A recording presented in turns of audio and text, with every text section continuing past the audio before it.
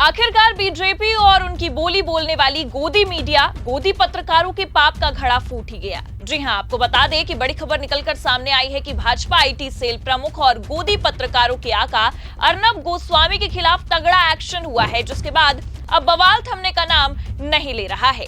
नमस्कार, आप देखना शुरू कर चुके हैं 4 PM न्यूज नेटवर्क और मैं हूं आपके साथ प्रगति ठाकुर।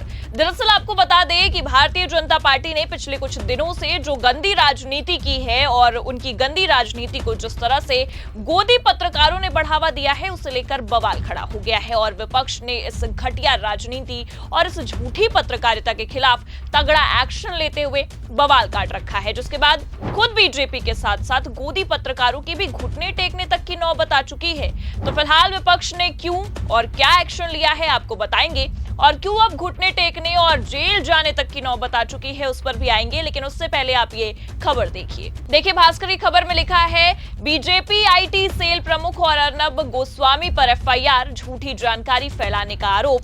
तुर्की के इस्तांबुल कांग्रेस सेंटर को कांग्रेस ऑफिस बताया था।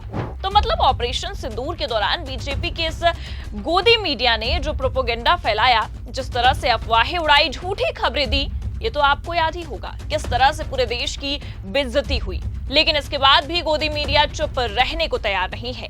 अब तो बेशर्मी की सारी सीमाएं लांघते हुए अर्नब गोस्वामी ने विपक्ष के खिलाफ झूठी खबरें चलाई है, झूठी जानकारियां दी है। जी हां, आपको बता दें कि अर्नब गोस्वामी ने बकायदा अपने चैनल रिपब्लिक भारत का एक वीडियो शेयर किया, जिसने बवाल खड़ा करके रख दिया है। आपको बता दें कि रिपब्लिक टीवी के एक प्रोग्राम में अर्नब गोस्वामी ने एक तस्वीर दिखाई थी जो इस्तांबुल कांग्रेस सेंटर की थी। ये तुर्की के इस्तांबुल में स्थित एक अंतर्राष्ट्रीय स्तर का कन्वेंशन सेंटर है। इसे उन्होंने भारतीय राष्ट्रीय कांग्रेस पार्टी का तुर्की में रजिस्टर्ड ऑफिस बताया था।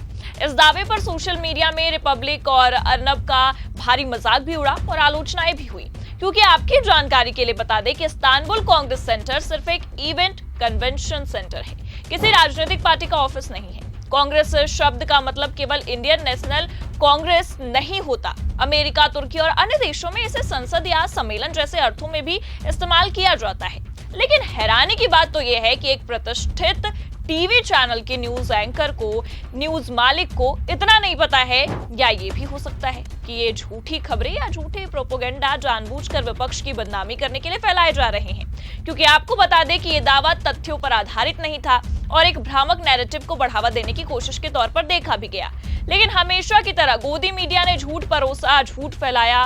उसे देखते हुए बीजेपी आईटी सेल ने बढ़ावा भी दिया। जी हां, आपको बता दें कि एक बार फिर बीजेपी आईटी सेल के प्रमुख अमित मालविया ने बेशर्मी की सीमाएं लांघते हुए बकायदा अर्नब गोस्वामी के पोस्ट को शेयर किया, जिसे देखते हुए कांग्रेस ने इस पूरे मामले पर तगड़ा एक्शन लिया है और भारी बवाल होता भी नजर आ रहा है। आपको यह भी बता दें कि सुप्रिया श्रीनेत ने बकायदा अपने सोशल मीडिया हैंडल एक्स पर अर्नब गोस्वामी द्वारा इस्तांबुल कांग्रेस सेंटर को कांग्रेस पार्टी का कार्यालय बताने पर तीखी प्रतिक्रिया दी है। उन्होंने इसे fake news peddler in chief द्वारा फैलाया गया झूठा और भ्रामक समाचार भी बताया है। और इतना ही नहीं, बल्कि आपको यह भी बता दें कि कांग्रेस ने बीजेपी की इस गंदी राजनीति और गोदी मीडिया के फैलाए गए इस बेबुनियादी झूठ पर भारी प्रहार किया है और एक्शन तक लिया है। देखिए भास्कर की खबर में आगे लिखा भी है, भाजपा आईटी सेल प्रमुख अमित मालविया और रिपब्लिक टीवी के जर्नलिस्ट अर्नब गोस्वामी के खिलाफ कांग्रेस ने एफआईआर की है। दोनों पर कांग्रेस पार्टी के खिलाफ झूठी और भ्रामक जानकारी फैलाने का आरोप है।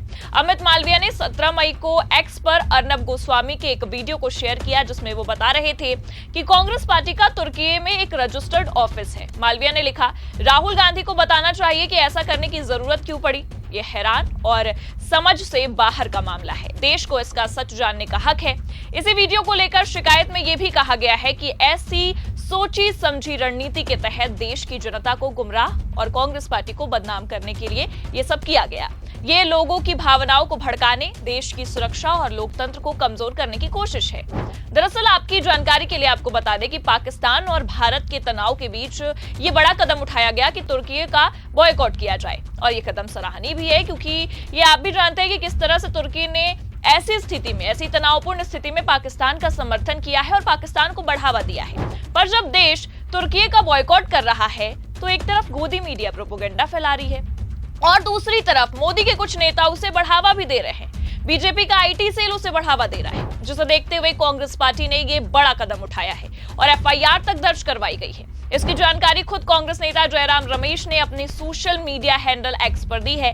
पहले उन्होंने एक पोस्ट में लिखा, कांग्रेस पार्टी 2 व्यक्तियों के खिलाफ सिविल और आपराधिक कानूनों के तहत कार्रवाई शुरू कर रही है, जो सत्य और शालीनता पर धब्बा है, जिनका रोज का काम ही कांग्रेस और इसके नेतृत्व के खिलाफ द्वेष के साथ झूठ फैलाना है।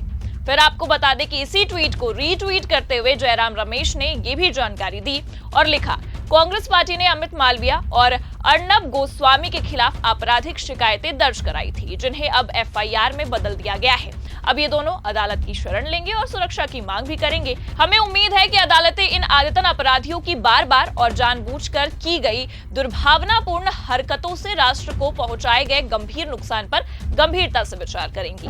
और इतना ही नहीं, आपको ये भी बता दें कि बीएनएस की धारा 192 और 352 के तहत बेंगलुरु में केस दर्ज किया गया है। देखिए आगे खबर में लिखा भी है, भारतीय युवा कांग्रेस की लीगल सेल प्रमुख श्रीकांत स्वरूप बीएन की शिकायत पर high ground police station Bengaluru में केस दर्ज किया गया। बीएनएस की धारा 192 जानबूझकर दंगा भड़काने की मंशा से भड़काऊ जानकारी देना और धारा 352 जानबूझकर अपमान करके शांति भंग करना के तहत मामला दर्ज हुआ है। खबर तो ये भी है कि शिकायत में प्रेस काउंसिल ऑफ इंडिया, सूचना और प्रसारण मंत्रालय, सीबीआई और अन्य एजेंसियों से यह भी अपील की गई है कि इसे आपात स्थिति की तरह गंभीरता से लिया जाए, यानी कि इस मामले को गंभीर से देखा जाए और सख्त कार्रवाई भी की जाए। अब जहां एक तरफ आपको बता दें कि अर्नब गोस्वामी और BJP IT cell Amit Malviya के खिलाफ एक्शन की बातें निकलकर सामने आई हैं, कांग्रेस ने एफआईआर तक दर्ज करवाई है, उसके बाद मामला काफी गर्माया है। जी हां, क्योंकि आपको बता दें कि अब खबर यह निकलकर सामने आ रही है कि मोदी भक्ति में चूर होने वाले, विपक्ष के खिलाफ झूठी खबरें फैलाने वाले अर्नब गोस्वामी गिड़गिड़ाने को मजबूर हो गए हैं। और हैरानी की बात यह है कि माफी भी मांगी जा रही है। जी हां, सुनकर चौंकिए मत, ये बिल्कुल सच है। बाकायदा रिपब्लिक की टीम की ओर से एक पोस्ट को शेयर किया गया है, उसमें जानकारी साझा की गई है और माफी तक मांगी गई है।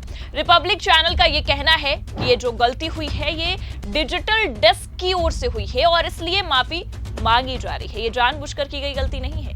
लेकिन अब ये माफी मांगना कोई रंग लाता दिखाई नहीं दे रहा है, क्योंकि आपको बता दें कि कांग्रेस ने इनकी घटिया राजनीति पर एक्शन ले लिया है। जहां एक तरफ आर भारत के मालिक के खिलाफ यानी कि अर्नब गोस्वामी के खिलाफ एफआईआर हुई है, तो वहीं दूसरी तरफ बीजेपी आईटी सेल के प्रमुख अमित मालविया भी बचते नजर नहीं आ रहे हैं। उनके खिलाफ भी एफआईआर दर्ज की गई है। और सबसे हैरानी की बात यह है कि यह मामला जिस हिसाब से बढ़ता जा रहा है, जिन धाराओं के तहत एफआईआर दर्ज कराई गई है, ऐसे में जेल जाने और जमानत ना मिलने की भी संभावनाएं नजर आ रही हैं, क्योंकि जयराम रमेश ने तो बाकायदा अपने पोस्ट में अदालती कार्रवाई का जिक्र भी किया है। ऐसे में आपको क्या लगता है, क्या बीजेपी के साथ साथ अर्नब की भी नैया डूबने वाली है? अपनी राय कमेंट करके जरूर बताएं। ये खबर कैसी लगी, लाइक और शेयर जरूर करें और अगर चैनल पर नए हैं तो सब्सक्राइब और ज्वाइन करना ना भूलें। देखते रहिए 4PM न्यूज नेटवर्क। नमस्कार।